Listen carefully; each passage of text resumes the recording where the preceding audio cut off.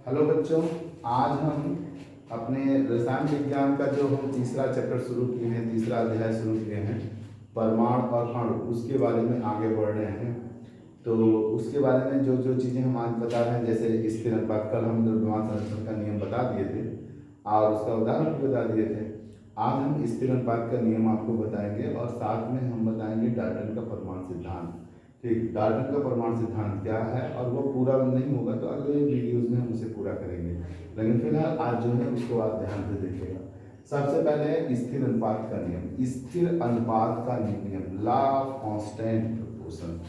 ठीक, इसमें क्या कहता है, इस नियम को सबसे पहले 1799 में जोसेफ प्राउस्ट ने दिया था। इस नियम को 1799 में सबसे पहले किसने दिया था? जोसेफ प्राउस्ट ने दिया था। और इस नियम के अनुसार यह कहा गया था कि रासायनिक यौगिक, कोई भी रासायनिक यौगिक नहीं, वह चाहे जिस विधि से बनाया गया हो अथवा चाहे जिस स्रोत से प्राप्त किया गया, स्रोत मीन्स जहाँ से वह उत्पन्न हो रहा, चाहे जिस स्रोत से वह प्राप्त किया गया हो, हर विधि से उसका रासायनिक संगठन निश्चित होता है। उसमें जो तत्व लगे होते हैं उनका अनुपात निश्चित होता है, वह कभी बदलने वाला नहीं है। चाहे वो अमेरिका मिले, चाहे स्विट्जरलैंड मिले, चाहे रसिया मिले, चाहे इंडिया मिले, हर जगह एक जैसा होता है उनके द्रव्यमान। तो लिखा है मैंने, रासायनिक यौगिक चाहे वह किसी भी विधि से बनाया गया हो अथवा किसी भी स्रोत से प्राप्त किया गया हो, उनके तत्वों के द्रव्यमान सदैव एक निश्चित अनुपात में ही संयुक्त होते हैं।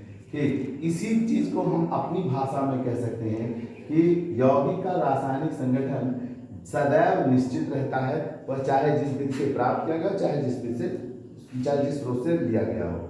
जैसे उदाहरण हमने लिया जल का, पानी का सूत्र देखिए H2O होता है।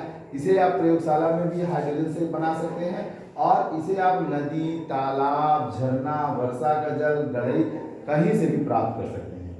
हर विधि से रासायनिक संगठन इसका क्या होता है? H2O ही होता है, हाइड्रोजन 2 ही होते हैं। और अनुपात इसका निकालेंगे तो 2:16 होगा, जिसको हम सरल करेंगे तो 1:8 ही होगा। और ये यूनिवर्स में हर जगह 1:8 में ही रहेगा।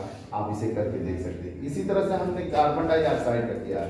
कार्बन डाइऑक्साइड का सूत्र होता है CO2। आप इसे चाहे जिस तरह से बनाएं प्रयोगशाला में या प्राप्त करें, यह सदैव क्या रहता है? 3:8 के अनुपात में ही आएगा।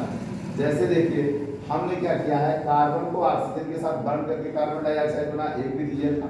दूसरी विधि थी प्रकाश ग्लूकोज का अगर ऑक्सीजन से रिएक्शन कराते हैं, जिसे हम लोग क्या कहते हैं, प्रकाश वो कहते हैं ऑक्सीजन ग्लूकोज का ऑक्सीडेशन करना, तो उसमें कार्बन डाइऑक्साइड और पानी बनता है। उसमें कार्बन डाइऑक्साइड और पानी बनता है। कोयले को अगर ऑक्सीजन से जलाएं तो सबसे पहले कार्बन मोनोऑक्साइड बनता है, फिर उस कार्बन मोनोऑक्साइड का नवजात ऑक्सीजन रिएक्शन करके कार्बन डाइऑक्साइड बनता है।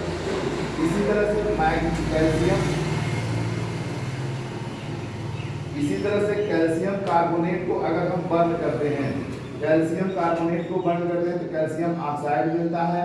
ठीक है, कैल्शियम क्या मिलता है? ऑक्साइड मिलता है और साथ में कार्बन डाइऑक्साइड। अगर मैग्नीशियम कार्बोनेट को बर्न करते हैं तो मैग्नीशियम ऑक्साइड मिलता है और कार्बन डाइऑक्साइड गैस मिलता है। चाहे जिस विधि से हम कार्बन डाइऑक्साइड प्राप्त करें, सदैव अनुपात उनका क्या रहेगा? 3:8 ही रहेगा।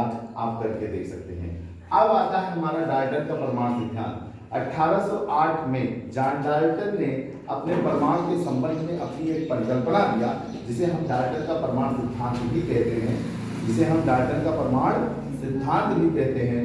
और सिद्धांत में इन्होंने कहा क्या कि जो पदार्थ है वह, जो कोई भी पदार्थ लीजिए, कोई भी, जैसे आप क्या कहते हैं चीनी ले लिए, तो चीनी को छोटा करते जाइए, जितना आप अपने आंखों से कर सके, उसके बाद मशीन से काटा, तो जितना जो सूक्ष्म कण होगा वो क्या कहलाएगा? परमाणु कहलाएगा। जो सूक्ष्म कण, इतना सूक्ष्म कण हो कि नैनो से न दिखे, तो वो परमाणु कहलाता है। हालांकि परमाणु को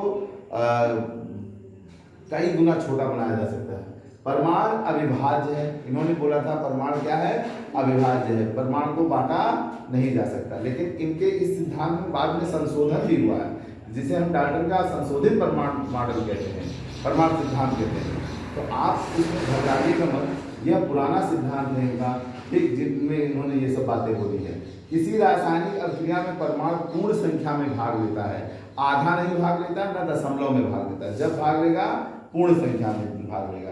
ऐसा है जैसे कि हमारा कहीं निमंत्रण आ जाए, हम तो है, ऐसा है नहीं हमारा आधा शरीर जाएगा और हम यही आधा यहाँ रखेगा।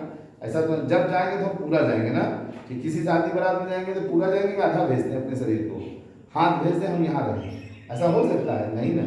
ऐसे परमाणु भी किसी रासायनिक प्रक्रिया में जब भी भाग लेते हैं सदैव पूर्ण संख्या में भाग लेते हैं। ठीक, जितने प्रकार के तत्व होते हैं उतने प्रकार के परमाणु होते हैं, ये भी बात सही है।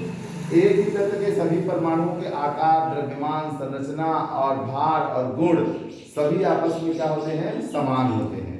जबकि विभिन्न तत्वों के परमाणुओं के आकार, संरचना, गुण और द्रव्यमान आपस में क्या होते हैं? भिन्न होते हैं। आगे की वीडियो में हम और बनाएंगे बच्चों। आज की यात्रा हमारी यहीं पर समाप्त होती है। आप इसे वीडियोस को मोबाइल पे या लैपटॉप पर खूब जम के देखिए, पढ़िए और अपने दोस्तों को शेयर करिए। धन्यवाद।